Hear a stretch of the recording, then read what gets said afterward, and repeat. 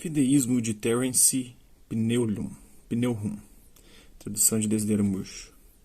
Seus defensores filosóficos têm tentado habitualmente mostrar que a fé não está em conflito com a razão, que é internamente consistente, que está em harmonia com o conhecimento científico ou até, mais positivamente, que algumas das suas posições podem ser estabelecidas de maneira independente por meio de raciocínio filosófico. Os fideístas rejeitam um ou mais destes modos de argumentação e sustentam, em contraste, que a fé não precisa do apoio da razão e não deve procurá-lo.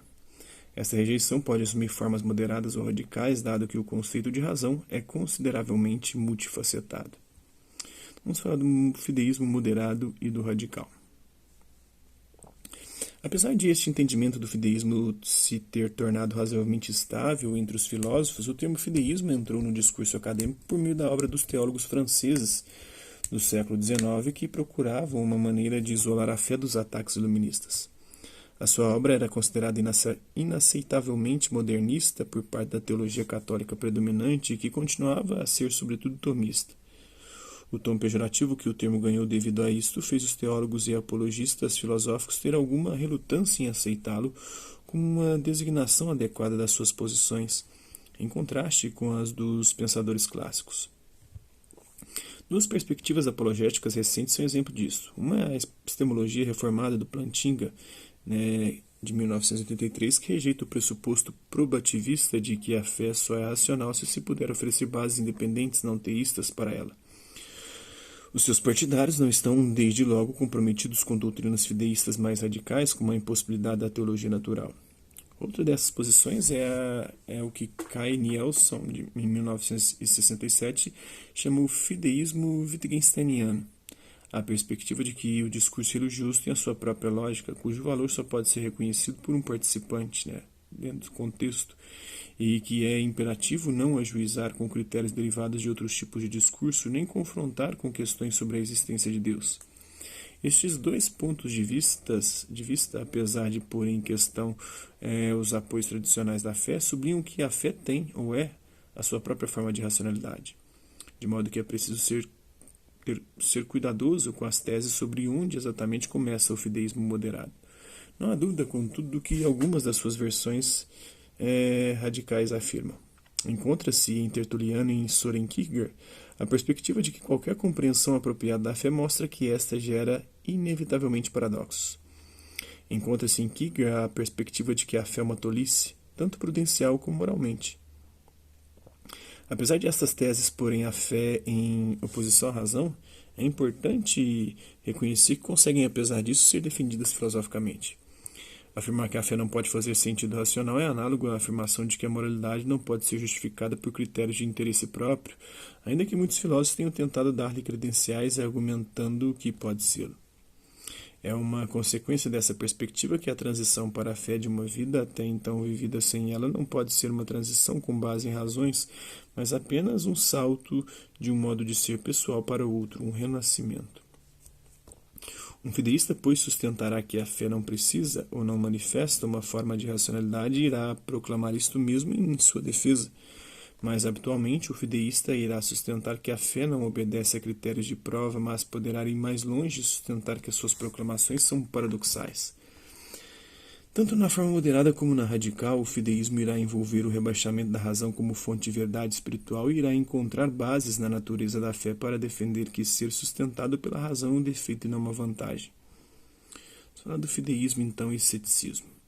Se este entendimento da tradição fideísta for sólido, é difícil ver por que a razão revelou ter uma estranha afinidade com o ceticismo. O cético afirma desmascarar fragilidades fundamentais na capacidade da razão para levar ao conhecimento da realidade, e o fideísta considera imediatamente que essas afirmações abrem a porta da fé ao abalar as tentativas filosóficas de estabelecê-la de maneira errada. Daí o fenômeno marcante no início da era moderna do ceticismo fideísta. O fideísmo cético assume duas formas. Alguns fideístas procuraram apresentar a fé como uma aceitação não dogmática de convenções e práticas tradicionais, em grande parte como os pirrônicos da antiguidade abandonaram a procura filosófica da verdade e submeteram-se às devoções paroquiais da sua cultura. Chamei algures a isto o fideísmo conformista. Encontra-se pelo menos intermitentemente em Michel de Montaigne e Pierre Bayle.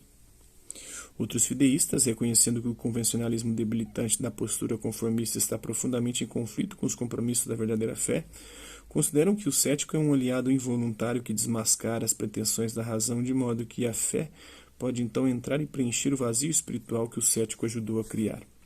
Encontramos esta posição na que chamei fideísmo evangélico em Blaise Pascal e Kierkegaard. Os argumentos que irei examinar aqui encontram-se todos nos seus escritos. Só alguns dependem das concessões que fazem ao ceticismo. Né? Aí tem o Pascal, o Kierkegaard e o Pneurum. Alguns dos principais argumentos fideístas.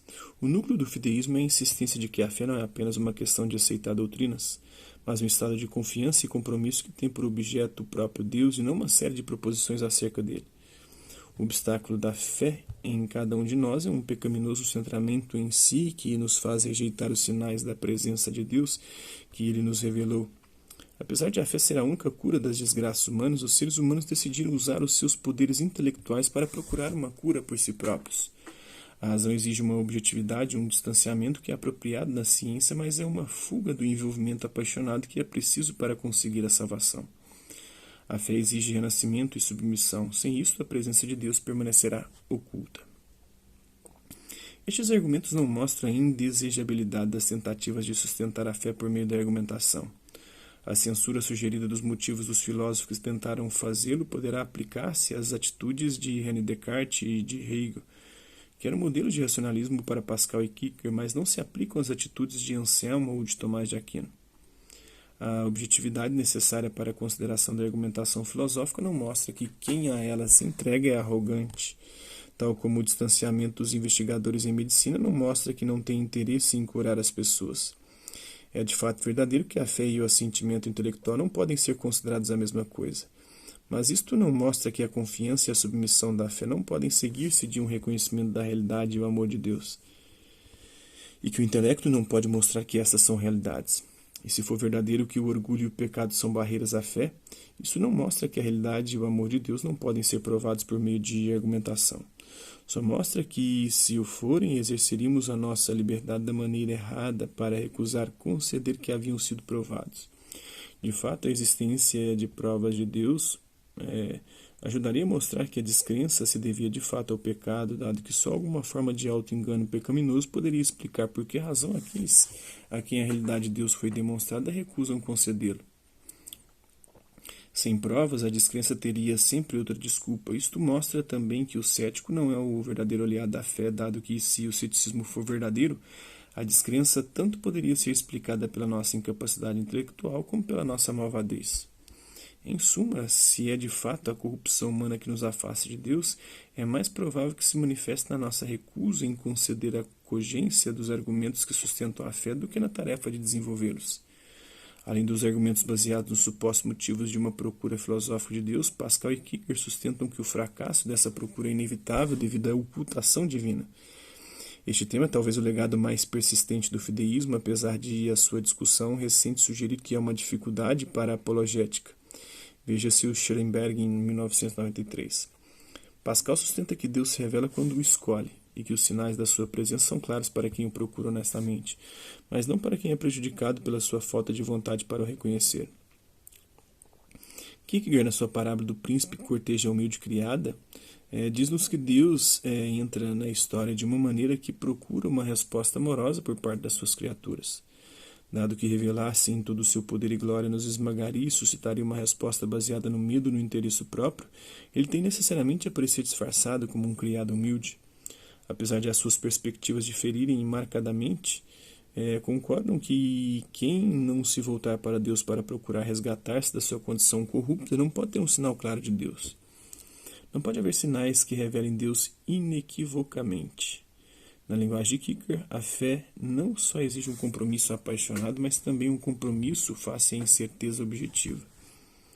Mas se Deus se oculta das suas criaturas devido à corrupção destas, pode ocultar-se delas mesmo que haja fenômenos que provem a sua realidade conclusivamente, pois a sua corrupção iria impedi-los de aceitar as implicações claras desses fenômenos. Se os sinais são de fato inconclusivos, então este próprio fato daria a quem se confronta com eles uma razão para hesitar conscienciosamente. Isso é uma verdade necessária. Apesar de ser verdadeiro que uma manifestação esmagadora da presença de Deus tiraria a liberdade das suas criaturas e levá-las a responder com base no medo, não há razão para supor que todo o fenômeno que pusesse a sua presença para lá da dúvida razoável teria de ser esmagador. Nem todas as ocorrências milagrosas têm de ser esmagadoras, e é certo que as demonstrações filosóficas não seriam. A tese de que Deus tem de estar oculto porque, caso se mostrasse mesmo ao intelecto, a nossa liberdade de lhe responder numa submissão amorosa não seria retirada, mistura as exigências epistêmicas da prova com outras circunstâncias que acompanharam alguns importantes acontecimentos reveladores. E o fato de em algumas circunstâncias ser perverso ou nada razoável dizer não a um sinal ou argumento não mostra que os seres humanos não têm a liberdade de dizer não apesar disso. A nossa própria capacidade para não sermos razoáveis deste modo é certamente uma das manifestações da corrupção das nossas naturezas. Os argumentos fideístas clássicos contra o uso do raciocínio filosófico na apologética são, portanto, fracos. Mesmo que o fideísta tenha razão ao sublinhar que a fé em Deus está longe de ser idêntica ao assentimento da conclusão de um argumento, apesar de as evidências da fé tornarem incompreensível que os argumentos a favor de Deus encontrem muita rejeição, não tornam necessário que se trate de fracassos probatórios. Se o forem, isto constitui ao invés um problema para o apologista, para quem deveria ser estranho que quem duvida tenha boas razões para hesitar. O fideísmo radical. Há duas perspectivas do salto da fé, ao passo que o fideísta moderado, como Pascal, irá sustentar que a fé e o raciocínio filosófico são incompatíveis com respeito aos seus motivos e que as verdades da fé estão para lá do poder da razão. O fideísta radical diz-nos que a fé é inequivocamente contrária à razão, envolvendo quem a tem na adoção apaixonada do paradoxo e na violação ativa dos cânones da razão. Tertuliano, Bailey e Kierkegaard insistem que as proclamações cristãs, sobretudo as da encarnação e da Trindade, não só parecem paradoxais como têm genuinamente de sê-lo, e que o crente tem de pôr conscientemente de lado as afirmações que a razão faz quando a fé a confronta. Tertuliano ficou famoso por dizer que acreditava não apesar de ser absurdo, mas porque era absurdo. É loucura, né? Para os sábios. E insanidade. E sabedoria para os fiéis, né? Bailey diz que há uma religião do coração tal como da cabeça, e que se tem de acreditar apesar de a luz da razão ensinar que o que se acredita é falso. Kierkegaard defende que a fé cristã é duplamente paradoxal. O ato divino da encarnação que o crente reconhece é paradoxal e o seu reconhecimento, que envolve um salto de aceitação face não só a provas inadequadas como a simples contradição. Isso levanta um escândalo lógico e resiste a todas as tentativas dos apologistas racionalizadores para o domesticar. É difícil ao filósofo responder ao fideísmo radical, dado que o fideísta radical parece rejeitar todas as regras a que um filósofo pode apelar. O fideísta parece superficialmente ter escolhido aceitar as afirmações de uma autoridade e ter posto de lado os protestos da outra. Parece ter decidido tratar as exortações do seu próprio intelecto como se fossem as exortações daqueles desejos pecaminosos residuais que a fé ajuda os crentes a ultrapassar. Mas esta aparência é enganadora. Não há qualquer dificuldade lógica na sugestão de que se pode sustentar até com paixão uma doutrina que é autocontraditória, mas sem se dar conta disso. Contudo, viver conscientemente a inconsistência é outra coisa. Se eu pensar que algo do que acredito é verdadeiramente paradoxal, então, apesar de eu poder realmente ter essa crença devido a várias causas, incluindo talvez um encontro com alguém que eu penso que tem autoridade divina, passei também a acreditar na sua falsidade. Terei então um conflito de crenças. Dizer que passei a abraçá-la sem reservas em toda a sua paradoxicalidade é dizer que não acredito, afinal, na sua falsidade. Falsidade essa com a qual a crença na sua verdade está em competição na minha psique. O fideísta radical evidencia um conflito interno, mas sustenta verbalmente que foi resolvido. Não se resolve tal conflito negando a sua presença. Pode-se, é claro, ao longo do tempo enfraquecer ou até extinguir um dos contendores, não lhe dando atenção, compartimentalizando ou recitando apenas o seu contrário, mas nesse caso isso quereria necessariamente dizer que não se considera, já que o compromisso da fé é paradoxal. Dizer antes de isso acontecer que se escolheu a fé em detrimento da razão e entregar-se a uma negação autoenganadora de um conflito interno que está condenado a persistir enquanto persistir a consciência do juízo negativo da razão. Que o conflito não seja agonizante em algumas pessoas, que a paixão seja feliz, só mostra que o auto-engano pode ser bem-sucedido. Apesar de toda a sua insistência na pureza espiritual da fé, o fideísmo radical é uma forma de falsa consciência. A paridade é um argumento importante que tanto Pascal como Kierkegaard usam e é que chamei argumento da paridade do Pneumann em 1983. Na obra destes autores, esse argumento conclui a premissa cética de que muitas crenças do senso comum partilham com a fé a característica de estarem para lá da justificação racional. Se isto for verdadeiro, a situação da fé não é pior que a de muitas formas seculares de prova e deve-se reconhecer que também envolvem fé. Kierkegaard fala da fé secular tal como da religiosa. Este argumento, apesar de surgir em muitas formas simplistas de pregação popular, é fundamentalmente sólido. Há uma inconsistência óbvia em desconsiderar a fé por ser irracional, só devido ao fato, se for um fato, de envolver um salto para lá das provas da maneira como se pensa que as crenças perceptivas ou indutivas o fazem. Mas apesar da solidez do argumento, enquanto manobra apologética, pode ser apartada das suas conexões fideístas, tem sido. A analogia entre as crenças religiosas e as que dependem da percepção, da memória ou da indução é o pão nosso de cada dia da epistemologia reformada, na qual os cambiantes céticos são eliminados. Sustenta-se agora que, tal como estas crenças seculares não precisam do apoio independente da argumentação filosófica para que sejam apropriadamente classificadas como racionais, ou até como formas de conhecimento, o mesmo acontece com aquelas crenças que formam o núcleo cognitivo da fé. A analogia é usada como argumento para sustentar a ideia de que os critérios probativistas de racionalidade são demasiado exigentes. Poderá perfeitamente defender-se que o apelo do fideísmo deriva de se pressupor a correção destes critérios, reagindo-lhes depois de maneira errada com respeito às suas implicações.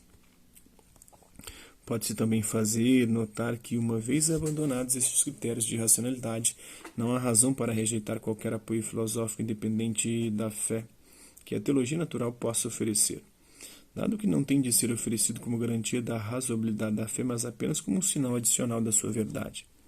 Fé e razão prática. As discussões da fé e da razão centram-se habitualmente em determinar em que medida a fé se conforma ou deve conformar-se com padrões de racionalidade cognitiva. Mas a tradição fideísta tem também algo a dizer sobre até que ponto a vida de fé se conforma com padrões de racionalidade prática. Pascal diz-nos que a fé é Deus conhecido pelo coração e não pela razão, e o que é mais famoso que o coração tem razões que a razão desconhece. Mas a passagem dos pensamentos que tem prendido a atenção dos filósofos é o argumento da aposta, no qual Pascal exorta um leitor sério, mas descrente, a reconhecer as vantagens da fé em comparação com a descrença como uma maneira de minimizar os riscos que se corre face à eternidade. Isso é um apelo claro à prudência e baseia-se no pressuposto formulado de que não há melhores bases teóricas para a crença do que para a descrença. Pascal exorta o seu descrente a adotar várias estratégias para induzir a crença em si próprio, apesar da ausência de bases convincentes. Os críticos de Pascal pensam que este apelo compromete a pureza espiritual de qualquer crença que pudesse daí resultar. Contudo, o entendimento de Pascal da fé não fica comprometido, pois o descrente é exortado a dar passos numa direção que poderá conduzir à fé. Não faz parte da argumentação de Pascal que quem segue este percurso prudencial já a tem. Podemos pressupor que, se acaso a fé genuína resultar do curso de ação recomendado por Pascal, a motivação prudencial será substituída. Por outro lado, é verdadeiro que, ao usar este argumento, Pascal sublinhou uma forma de racionalidade que pode ajudar a fé a emergir. Podemos supor que, mesmo que motivações analogamente impuras, como a curiosidade, possam inspirar os pensadores a estudar as credenciais cognitivas da fé, também estas podem ser substituídas por uma fé que se apoia em motivações muitíssimo diferentes. Tem esses outros fideístas razão ao supor que a fé em si não satisfaz os padrões da racionalidade prática? Kierkegaard pensava o que é notável. Ele acreditava que a fé é uma paixão. Os seus panegíricos sobre Abraão, o paradigma da fé, sublinham que a sua reação sem ansiedade à ordem para sacrificar Isaac é ininteligível para a razão prudencial e moral. Segundo Kierkegaard, né? Mas não é óbvio que quem passou a pensar que as afirmações da fé são verdadeiras ou até menos definitivamente, que há algum grau de probabilidade de serem verdadeiras, não deva responder apaixonadamente a isto e não deva ter a sua vida transformada por isto. pois consideramos as paixões e as vidas nelas baseadas tolas ou sábias em função da maneira como a pessoa que as sente e vive responde à verdade tal como a vê. E dado que os crentes passam a acreditar ou pensam até que poderá ser provável, a fé e a transformação pessoal poderão muito bem ser respostas integralmente razoáveis. A caricatura da fé como uma certeza apaixonada e plena sobre matérias incertas está profundamente equivocada. O fideísmo, infelizmente, ajudou a criá-la e a perpetuá-la, segundo Terence Pneuhum, na sua A Companion to Philosophy of Religion, né? Uma companhia para a filosofia da religião.